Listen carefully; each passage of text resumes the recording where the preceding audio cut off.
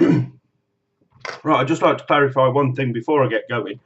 I don't know how much I'm going to be saying over the next however how long, probably the rest of my life. Um, this here is a Bible. So that's a Bible. That Photoshop Creative or Harry Potter. So let's just say that's Harry Potter for the time being, so it just makes my explanation that little bit more feasible. Christopher Hitchens, before he died, said the Bible was primitive. I absolutely disagree. I think it's the greatest book on the planet, and I don't think anybody will be able to argue with me. Right. For a start, most atheists, or all atheists, or people that don't believe in God, believe this to be just a book, and this to be just a book. Say it's Harry Potter or any book really.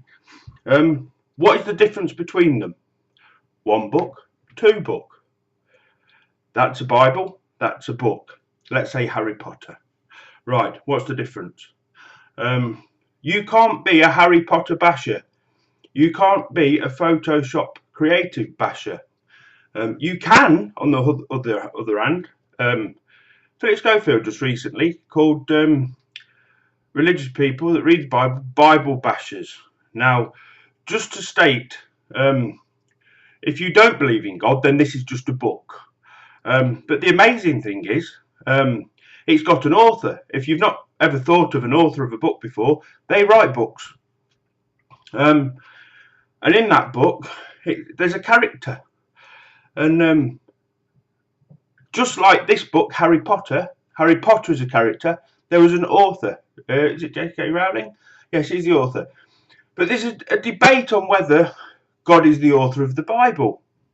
But in this book, about the character of Jesus Christ, the author writes that the character of the Bible says, whatever you go through, remember I went through it first.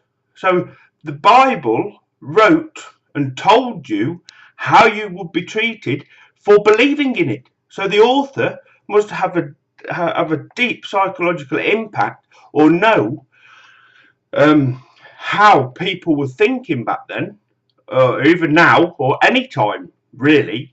But what's the difference between them if you're an atheist? If you're religious, there is a difference. If you're not religious, there is no difference. So firstly, why, if you don't believe, do you have a go at people that believe in the character of a book? This book is amazing. It's drove me mad, and it's driving other people mad as well. And why is that? Well, firstly, it gets you to believe that a character of a book is coming back in real life. Not that the character in the book's going to be rewritten, or there's going to be another Bible or another series, but somebody wrote this book and they got you to believe that the character of the book is coming back onto the earth because he was part of the earth at one time of life. Look, and he says, you will be treated badly because of me. Yeah, really, if you look at it, it's just a book. It's a book. So if you don't believe about the Bible, you don't believe about God, or God is the author, please have a think who you think wrote it and how great that person must be. Because look what this book's achieved. A book. Not the author may have achieved it, or authors have achieved amazing things with this book. Now, if you don't believe in God, or Jesus, or the devil, or anything like that, then you believe that you've got to believe this book's got an author. Stephen Fry, avid atheist, is he not? Doesn't believe, got no proof. So what does he do? He reads the Bible to try and get people not to believe that God is the author. So a book, or the author, has got Stephen Fry himself to read this book to contradict the fact whether God exists or not. The power this book's got is amazing. I mean, look what it's done to people, really. And you're saying that it's primitive and it's rubbish. You're having a laugh, really. In fact, I feel like suing the owner of this book. In fact, I might sue the church because I believe it's led to my downfall in many places of life. I've been treated badly by people because of it. Yet, if I read Harry Potter or this book, nobody bothers. Nobody bothers if I say, oh, I'm learning how to do Photoshop at the moment. I'm learning how to do Photoshop at the moment. Yeah, I've got this Photoshop Creative magazine. Oh, I'm reading the Bible at the minute. Shut up, we don't talk about God. Do you know what I mean? But the amazing thing is that the author writes and tells people the character of the book. If you believe in the character, you're going to get persecuted for it. How amazing is that? And people do. What other amazing things are there about the Bible? People say, oh, people in bad places turn to the Bible, don't they? How amazing is that? We live on a planet where people become down and distressed and stressed and they can't cope, and they pick a Bible up. The question is, do them people falter or become stronger? If them people become stronger and are able to live better in life, then it's not the author of the book, obviously, it must be the book. So the psychology behind writing the book, the Bible, has also managed to help people move on in life from bad situations. Now, did the author know that this book would have that sort of impact? Again, what an amazing book. People don't really read this book very often, and whether they understand it or don't understand it, whether they believe it to be real or not, there are churches named after the saints in this book. So the foundation of the church is built upon a book. How amazing is that? This book is responsible for more than any human. In fact, it's kind of controlled humans in a way, hasn't it?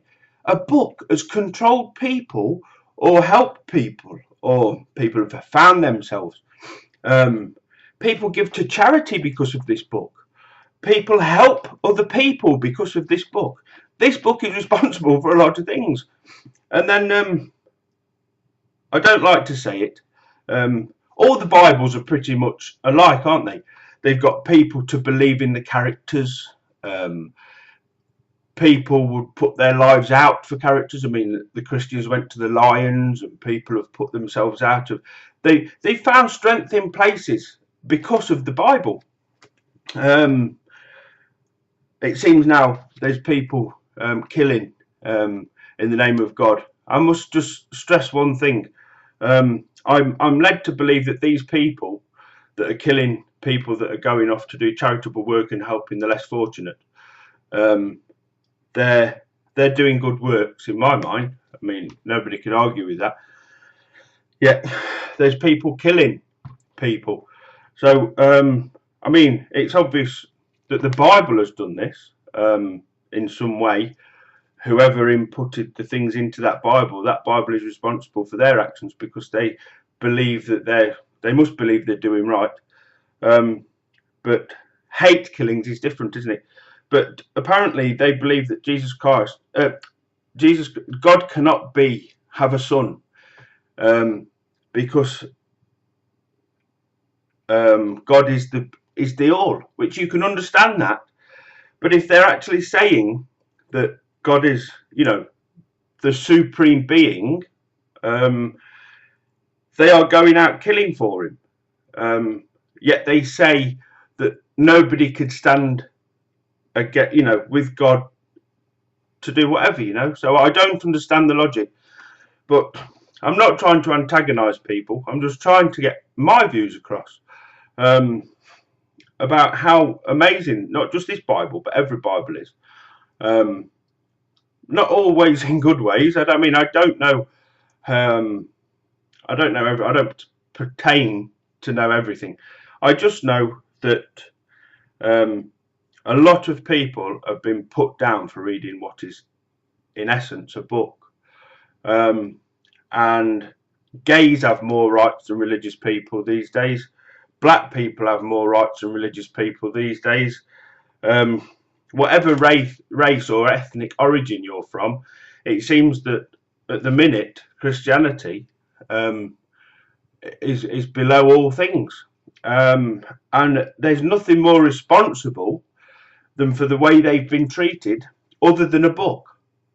So the only other way I can look at it is that when Jesus went to the cross, I'm not sure anybody really knew who he was. So nobody directly attacked him, did they? So rather than, I don't know, he laid down his life, didn't he?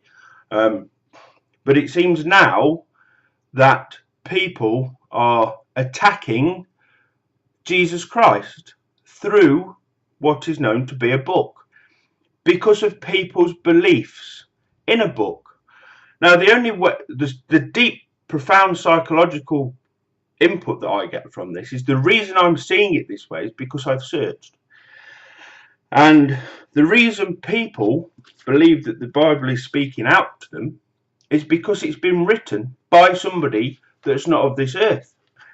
So the way it writes and the way you perceive it, it's almost as if it's some sort of magical book. But not just that, it's almost as if the universe is saying this book has been written by somebody about the world.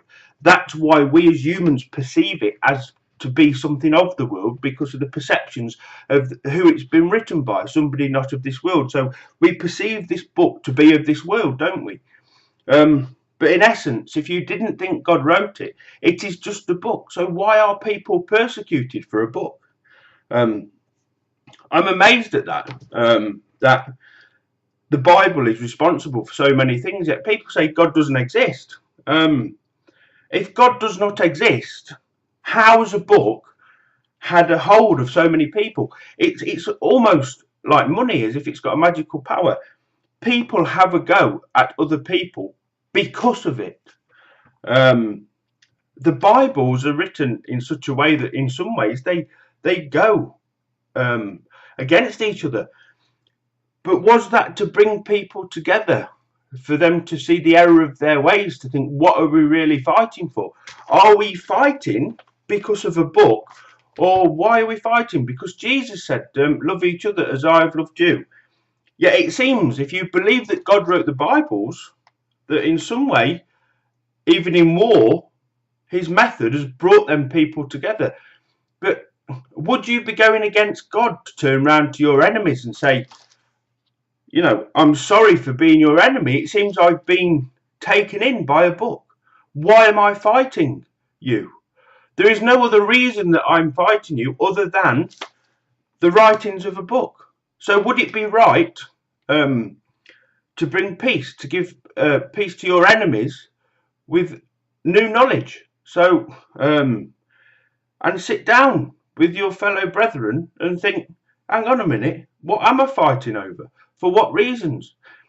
The other things in my mind, the things that are always there together. I mean, if there's an antichrist, then as soon as you start learning about Jesus Christ, there's an antichrist as well, isn't there? So they come together as a package, really, don't they?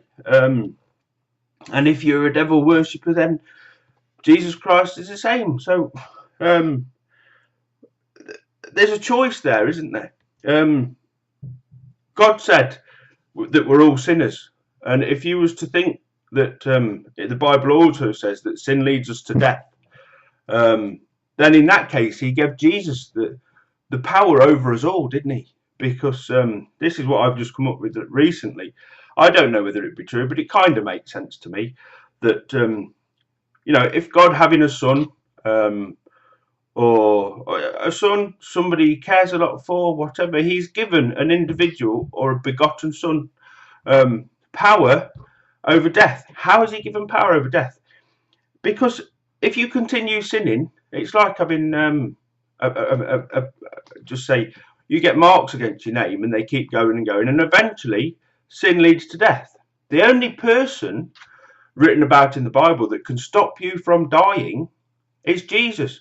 So even though it doesn't seem like a massive great power, God has said you continue sinning and you're going to die. If you trust in my son, he will forgive you your sins and you will live eternally with him.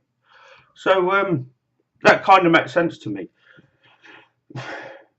But in reference to when I'm speaking, you're going to have to understand that sometimes I'm drawn in by the book to read as the book either is intended or not intended, or whichever way it's intended. But it's a prayer book to somebody above and beyond what we are, and people are dismissed for it. Yeah, people. It's almost as if, well, what else has it done? The cleverest people, the apparent cleverest people in the world, it's confused them in such a way. I must be careful when I say confused, because we all know that the devil is the author of confusion. But when I say confusion, it's got people thinking. It's got great philosophers and all manner of great people have turned to the Bible in some way and tried to understand it, and still nobody on the earth has really understood it, have they? So all the greatest brains in the world have gone. It's like the Father, Son and the Holy Spirit. There's a mystery behind that, apparently. But also the Bible gets you to believe that somebody's coming back to the earth called Jesus Christ. And people believe him to come back. And people are victimized for that. But not only that, it says if you don't believe that he's coming back, then you're I don't know, it's bad, isn't it, not to believe. So the psychology of the author who wrote that, if not God, wanted you to believe that Jesus Christ is coming back. But if you don't believe in it, you're going to be punished. It's like, whoa. I mean, look at that. They're amazing. People call this book and they don't read it. And this Bible is the best book on the planet. And people get called for reading this, yet you don't get called for reading Harry Potter or Photoshop Creative, do you? So just take that in for now. I've got more coming up, I'm sure I have, when I'm speaking to God. In fact, why don't I sue the churches? Because I've been treated badly by people for the sake of a book that they apparently wrote, that they've got everything to do with, and they won't answer me when I ask them questions, and I feel kind of pushed out at times, but I do know God exists, and even my beliefs still involve the Bible, but they're just different beliefs. I don't know. You have to believe there's an author, and if you're an atheist, you've got to believe this. An atheist has got to believe this book is more amazing than somebody that believes, and somebody that believes has got to believe it's amazing because of what it's got them to do and what it's achieved. Look at this, it's a Bible. It's achieved more than any living person on earth. And it says the earth will pass away, but my words won't pass away. And it's still here. It's still going on. The words are still here. The earth could go tomorrow, and these would be the last things that would be here. There'd probably be just a book line about the words of God left on the planet. Just say, imagine that, a smouldering earth and one book just sitting up there like that. And that would be God saying that. Well, I did warn you. But anyway, yeah, thanks for talking. Well, thanks for listening.